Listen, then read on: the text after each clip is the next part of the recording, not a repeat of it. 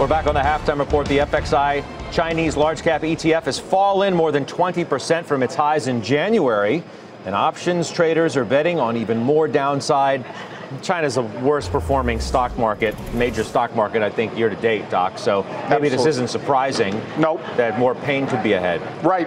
And they're buying them far enough out into the future, Judge, that they're looking for time to play out and for this to get worse for them. So what were they buying? They're buying the 42 strike puts. They bought about 15,000 of those. It was about $2.5 million in premium that they paid for these puts, betting that we dropped. There you see almost 16,000 of those changed hands. I followed this, Judge. I bought those puts. In all likelihood, I will sell a lower strike against it, much like I do in the call side, except in reverse. Second one, take a look at JPMorgan. The 3rd of August expiration, they are buying upside calls in JPMorgan at $118 a share.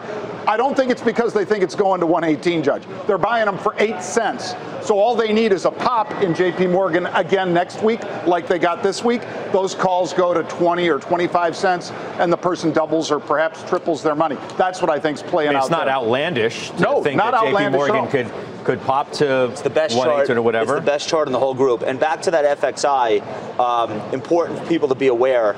That's not really a true representation of like the Shanghai.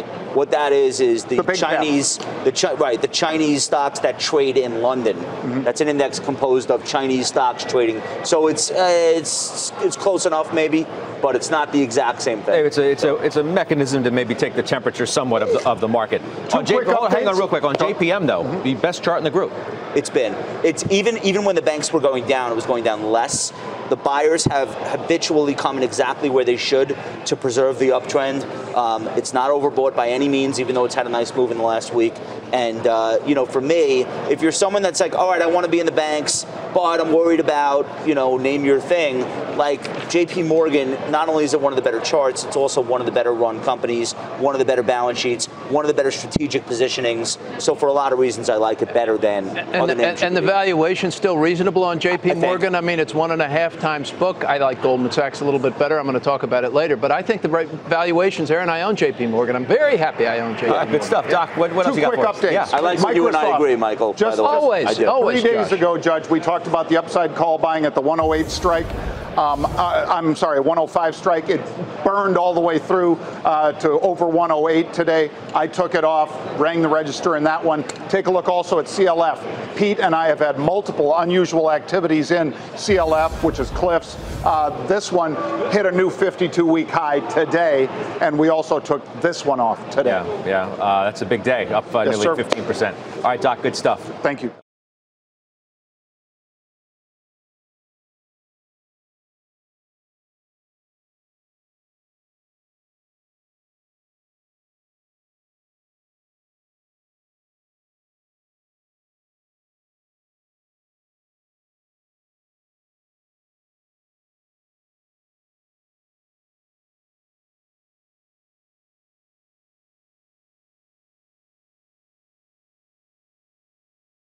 Hey there, thanks for checking out CNBC on YouTube. Be sure to subscribe to stay up to date on all of the day's biggest stories. You can also click on any of the videos around me to watch the latest from CNBC. Thanks for watching.